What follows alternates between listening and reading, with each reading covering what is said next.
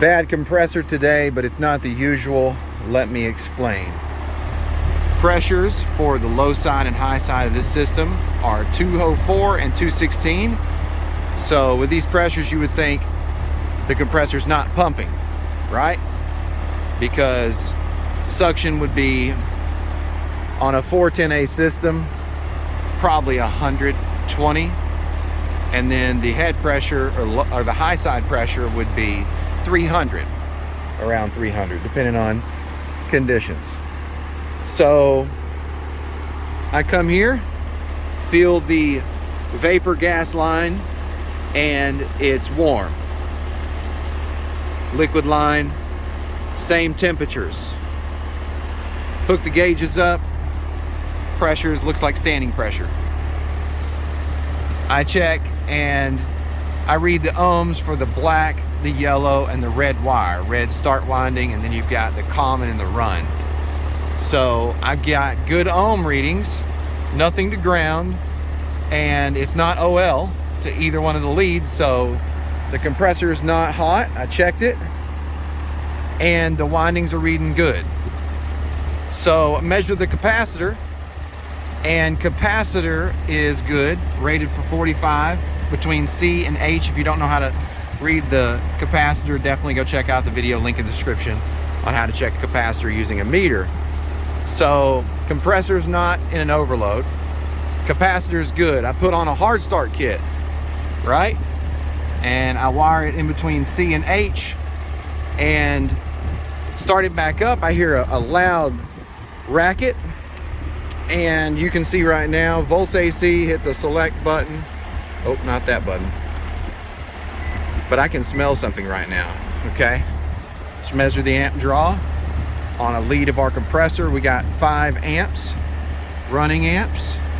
All right, let's go on the yellow. 9. Okay, let's read the start winding. See what we're doing here. Start winding. 6. So the compressor, you can barely hear it, but it's definitely not pumping, and it has failed. Another thing you'd want to check here is you'd want to check the actual terminals of the compressor, make sure the harness is connected. And also, one thing I did check is I checked the voltage. Now, if you want to learn more about checking a compressor, then go check out the video in the link in the description. I've got a video on how to measure the windings. So we got 248 volts coming into the contactor coil. You can see it's closed right there. And measure the other side going to the motors, and we got 245. So we got the voltage going to the motors, and the outdoor fan motor is running, but the compressor is bad. It is not pumping, and this is what it'll look like. Otherwise, the suction pressure would go down, the compressor would be pumping, and the head pressure would go up. But we don't have that. It looks like standing pressure. Bad compressor. Let's see what happens when I take the outdoor fan out of the equation. You can hear the compressor, but it does not sound good at all. What do the pressures do? Nothing. And this is in the cooling operation, so you know for a fact, you take the fan, you unplug it, you're going to increase that high side pressure, but we have barely any change. Definitely bad compressor. The outdoor fan motor's got a blue, an orange, and a black, and that black wire there goes to the fan 1 terminal on the control board for this outdoor unit. So you've got this other black wire that comes from the one side of the contactor, and that is the load side of the contactor, and then it goes into the board. So that's the input, and then that's fan 2 is the input, and then fan 1 is the output. And that is only on a call for defrost that it will actually break that circuit and de-energize that fan so that the head pressure can rise and thaw this coil out quicker. And that is a function for the defrost mode, because this is a heat pump. Back on site, got a new compressor, got my torches, vacuum pump, nitrogen, gauges, scales, refrigerant, and I'm going to replace this compressor now. Got the gauges hooked up. You can see right here there's no pressure. Got a recovery tank and recovered the refrigerant that was existing in the equipment. We're going to put new refrigerant in. Down here, took the liquid connection loose. We're going to change the filter dryer as well as the compressor. So I went ahead and disconnected the power right here. Took all the screws out of the panels. So I'm actually ready to take the top off and the side panels off so I can get to the compressor. Got to take the wiring for the fan loose. Blue wire goes in the fan terminal. Then we've got an orange wire that goes to the common, black wire that goes to the defrost board. And that right there is our fan disconnected. I'm going to lay this over here. And here's the new compressor right here. So I already put the rubber feet on. So go ahead and take the rest of the panels off.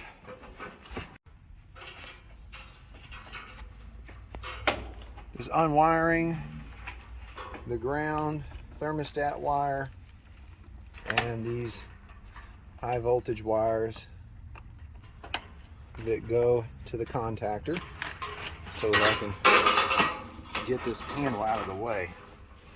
So there, now the panel is out of the way and we've got a clear view of our beautiful compressor right here. Okay.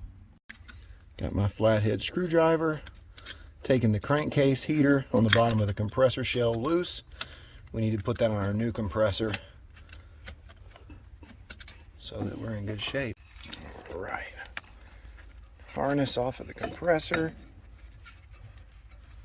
Make sure take that ground screw loose off of the compressor.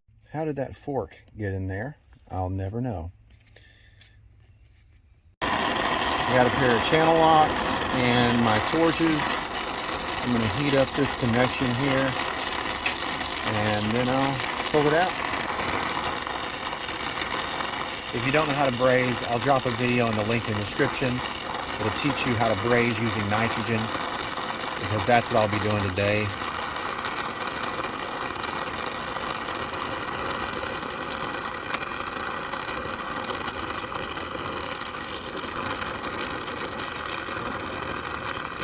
I gotta readjust my plan. Alright, now.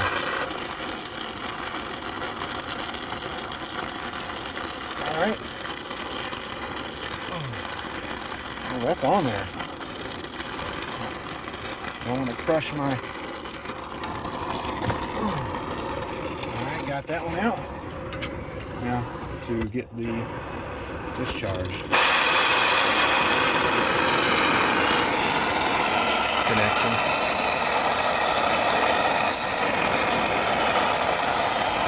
Gotta be careful not to burn those wires. It won't take as long.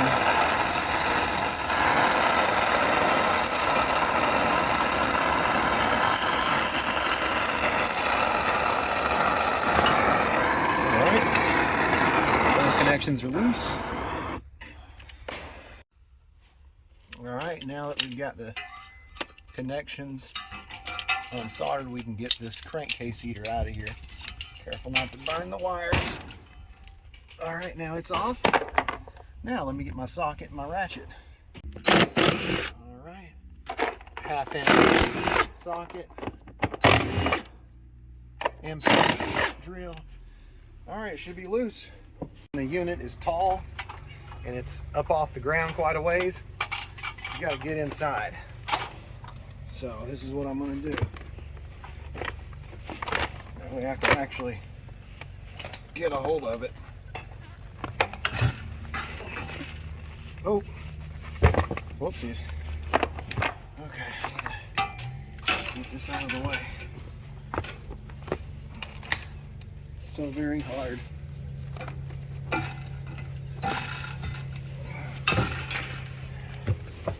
All right. Oh, whoopsies.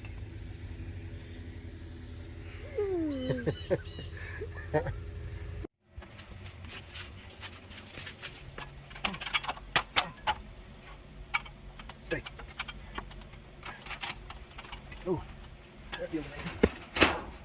Oh, all right.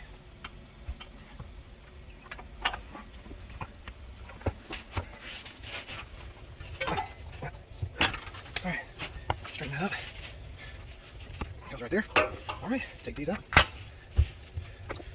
Line up my connections. Oh yeah, gotta get the crankcase heater in.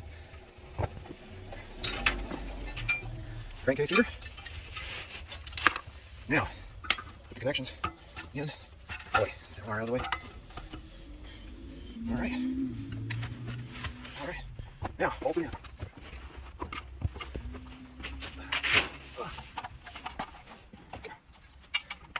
Beautiful. Put all these bolts back in.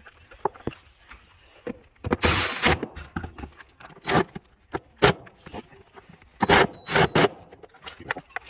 Always do the back ones as well. It's a little hard to get to them, but I don't want to go for the top. Because that's really hard to get to it. You can stretch. Get in there. Where am I at?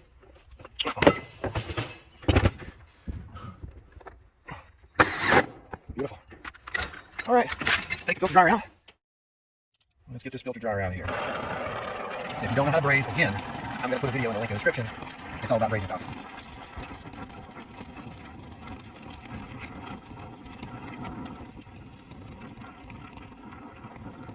All right, got that.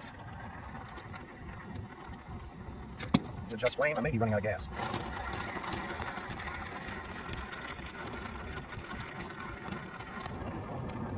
All right, filter dryer is out.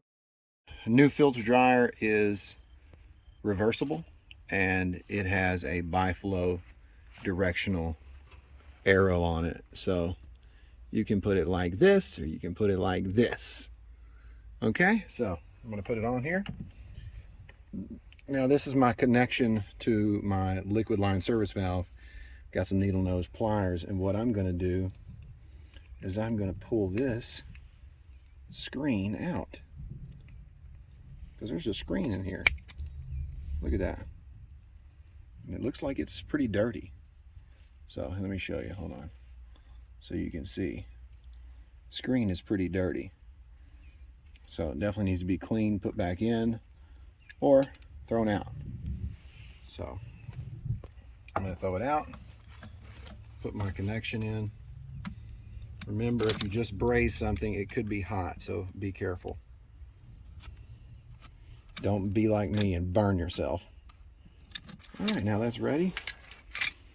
I'm going to braze it back together and then screw it back in, but I got to flow nitrogen, so I'm going to go ahead and start up the nitrogen, a low flow regulator, and get about 2 psi going through my copper connections. And then I'll be able to braze and not have that black oxide show up or be created. So I'm going to hook up the yellow hose to my low flow regulator and then my regular regulator. I'm going to back this adjustment screw out and then open it, and then we should see this little ball here float up when we get some good pressure. That's about what we need right there, and you can hear it. See flowing through there. All right, let's do some brazing.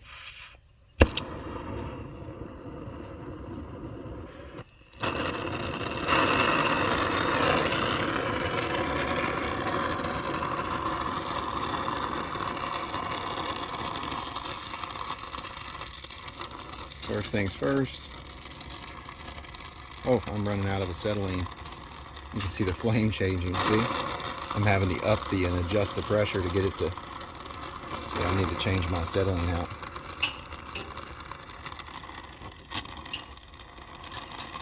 See that? I'm running out of acetylene. All right, shut it off. Always bring an extra oxygen and acetylene tank. I meant to say my oxygen is running low, but I said acetylene earlier. So I was having to increase my oxygen pressure. But then I realized, wait, I'm out. See? See, I'm out. So I need more. Luckily, got another tank. So if you don't know how to set the pressure up on the regulator for oxygen acetylene, I've got a video all about brazing with nitrogen and how to set the pressure. Okay. Got that tight. Back in business. Let's get back to it.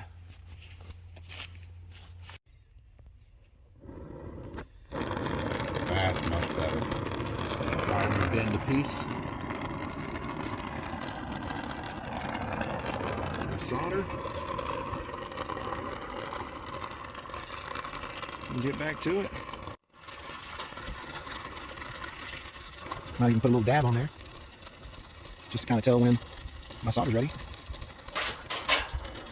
And it looks like it's hard to get in there.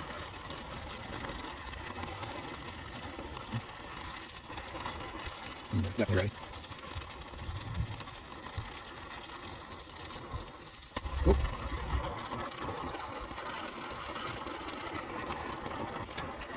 All right. Bend it a little more. I'm going to do it on the back side. There we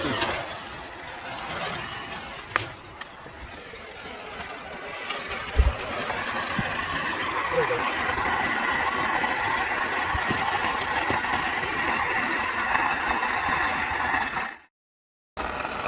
Alright, going to braze up the discharge connection. This one shouldn't take half as long. I got a little 90-degree angle bent in my copper here. Alright, one more side. Alright, that's it for that. I'll put a little extra on top just because I like to make sure. Got the filter dryer in place here. Thermostat screwdriver. I'm going to use this to take out the stem, little stem valve here, this little Schrader core, out of this liquid line service valve. The reason I'm doing this is because I'm going to flow nitrogen through here, and that's the reason I took off my high side hose. But got all this ready. Now we're going to go ahead and braze it. Last couple connections.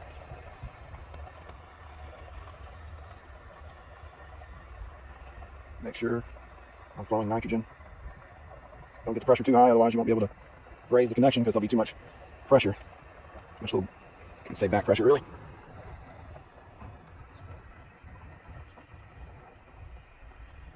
All right, get the underneath. All right, this is the last connection. Yay. Whoa, careful of that insulation. It's cooking.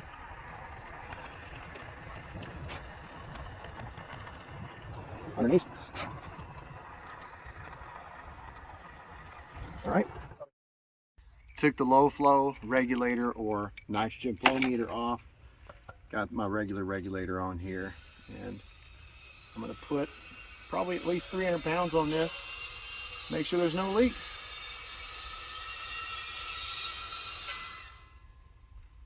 And then I'm going to set in here for leaks. All right, I hear a leak. It looks like we found it.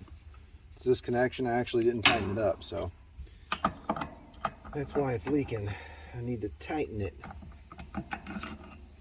And most of the time when you're going to braze next to this service valve, you need to actually use a wet cloth to make sure you don't overheat it. You know that if you have a Schrader core little stem, that it'll actually melt that rubber seal. So looks like we're not leaking anymore. Good deal. Let's pump it up, put some more pressure on it. Got over 300 pounds of pressure, and we no longer have a leak right here. Got the ground screw back on. Got the crankcase heater mounted. Now for the compressor harness plug. All right, now make sure it's not leaking. Close these valves, and we'll wait. Leak test all of our fittings with some soap, and then I'll pull a vacuum. Got the plugs back in the old compressor, and I'm going to go ahead and load it up.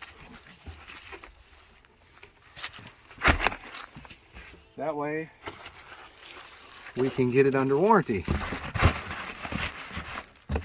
Sometimes you have to send the old parts back to get the part under warranty.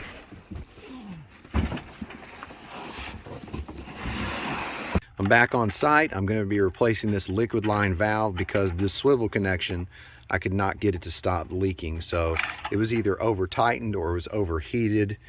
I'm going to be replacing it. This is one that I got under warranty, so yay. Also, you want to use a wet rag anytime you are brazing near these two valves, the suction and the liquid line. You want to wet a rag and put it over the valve. And usually I remove the core, so you can remove that little stem, and then you can put a wet rag on either one of these anytime you're brazing the connections that are connecting to this. Now, when it comes to the swivel connection here, I'm actually glad that I got a new valve for two reasons. Number one is I get a new filter. And number two, well, it was under warranty, so that's nice. However, shipping was $45. So, and also there is no Teflon ring.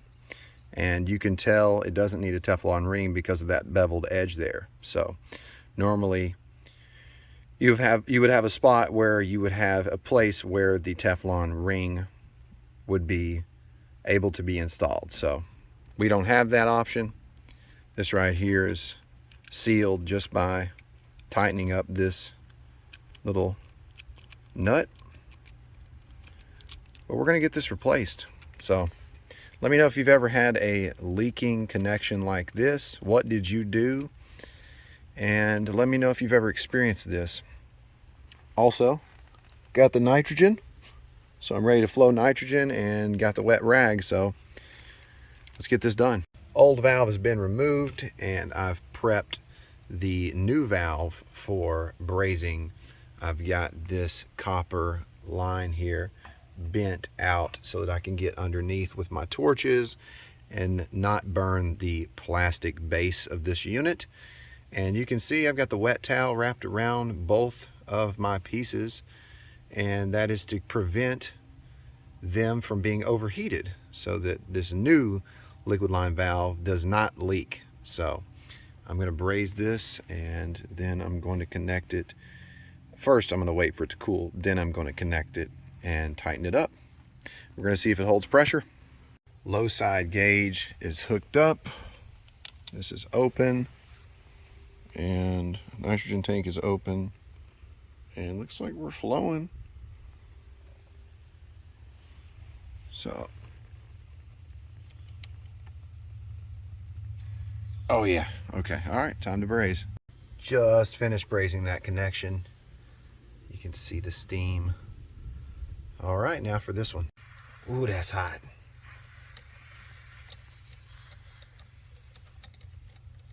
Ooh, that's hot. Oh, I burned a little bit of that towel, didn't I? But kept everything cool. Almost ready to put it back together. I have to push this back into place and then put 2 screws in. Now, before I put these 2 5/16 screws right here, I am going to push this valve backwards a little bit so that I can get my little swivel nut lined up instead of having to force this back and potentially kinking some of this copper. So now I can tighten this up and then screw it in. Now that I've got it connected, I'm not going to completely tighten it until I put nitrogen on it. So I'm going to remove my low flow regulator and hook up the yellow middle hose that comes from the gauges to this regulator. And then we'll put some pressure on it. All right, a little over 300 pounds of pressure. We're going to check for leaks. I have one leak. I think it's going to be easy to fix it. Let me show you what I'm going to do. So this right here is where the leak is at. You can see it bubbling right there. See those bubbles? So I didn't have a leak in any of my braze joints or this swivel connection for that liquid valve, but I do notice that this valve is not fully opened. And what I have noticed over the years of having some of these valves leak is sometimes you can just fully open the valve and it will stop that bubbling. So I just opened this valve up and hopefully we're not going to have any more leaks.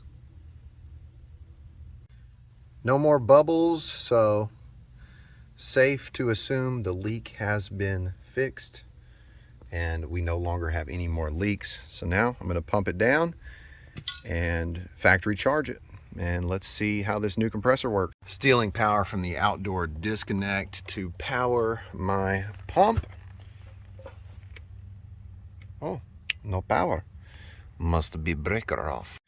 So I got the breaker on now, and I've had to attach my clamp to the load side of this disconnect because I can't get to the line. And I had to make sure that I took the power and isolated it and then taped so that we don't have any sparks. So now, put this in like so. Well, if you can here, come on now. Beautiful. Okay, so now, pump is running. I am going to pump it down, put the panels back together, go ahead and get my scales and my refrigerant set up, find out how much refrigerant it holds, go ahead and factory charge it, and then let's see how this new compressor does. All right, now we're ready to charge. The unit holds 115 ounces of 410A. So we're going to be charging through our high side hose through that liquid line. So we've already bled off the refrigerant and got it upside down, so we're charging in liquid form. All right, let's put about 7 pounds in this unit. Added my little over 7 pounds of refrigerant into the system, wired back up, low voltage, high voltage, and now I'm gonna plug the disconnect back in and set the unit to cooling. Disconnect back in, unit's on cooling, so I'm just waiting, although I don't like waiting. Ooh, sounds good. Don't do that. Measuring the amp draw on the compressor with the SC440 meter. Put it on volts AC, hit the select button, and then we've got 10 amps right here. And we're gonna check that was the common. We're gonna check the run winding. 9.6. Go right here on the panel. And for the compressor, it says run load amps is around 19.